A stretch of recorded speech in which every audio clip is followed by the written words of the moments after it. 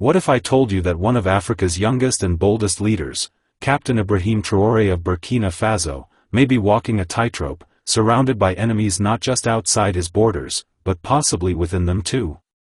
What if behind the scenes, powerful interests are moving in silence, planning to remove him, not through a direct war, but through hidden tactics, betrayal, and manipulation?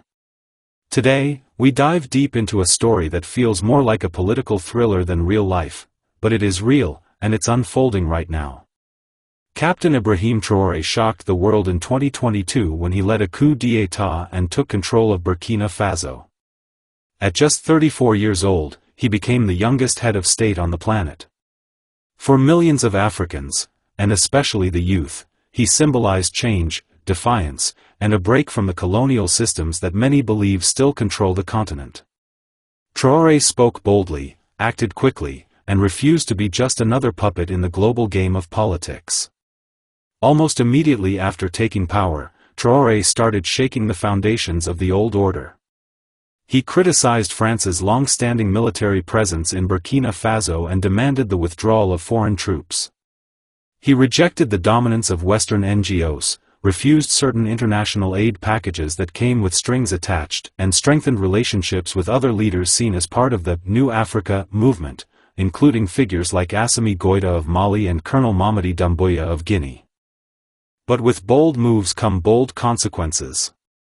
The more Traore spoke up, the more uncomfortable certain powers became. Think about it, a young African leader refusing to bow to Western pressure, calling out neocolonialism on the global stage, and rallying Pan-African unity? That's not the kind of story the old world wants to hear. And slowly, signs of resistance began to surface, not always in the open, but in whispers, rumors, and carefully staged events. Some observers noted a sudden shift in Burkina Faso's internal political atmosphere. Military insiders who once supported Traore began to grow silent. Opposition groups, previously scattered and weak, started to regain some confidence. Foreign media began publishing more negative stories, questioning his leadership, suggesting instability, and hinting at concerns from the international community. Then came the more serious warnings.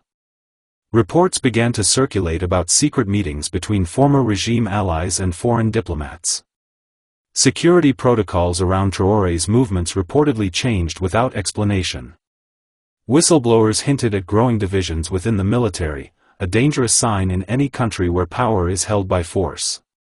Intelligence from neighboring countries even suggested that certain foreign intelligence services were monitoring Traore's communications.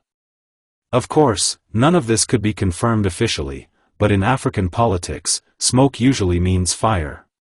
One incident, in particular, raised alarms among Traore's supporters. In early 2024, while traveling through the capital, his convoy reportedly experienced a strange breach. The government downplayed the event, calling it a miscommunication involving a nearby patrol unit. But some insiders weren't convinced. They claimed it was a test, a rehearsal to see how close someone could get. A message, perhaps. Or even a warning shot. Now, let's be clear, in African history, leaders who go against global power structures rarely have a peaceful journey. From Patrice Lumumba to Thomas Sankara, the threats often come not just from outside, but from within. When money, influence, and international agendas are at stake, regime change doesn't always come from elections. It can come from manipulation, division, or even the silent approval of a coup. Traore's popularity among the people is still strong, especially among the youth who see him as a symbol of resistance. But popularity isn't always protection. A single betrayal, a silent agreement behind closed doors, or even a planted story in the media can shift the tide quickly.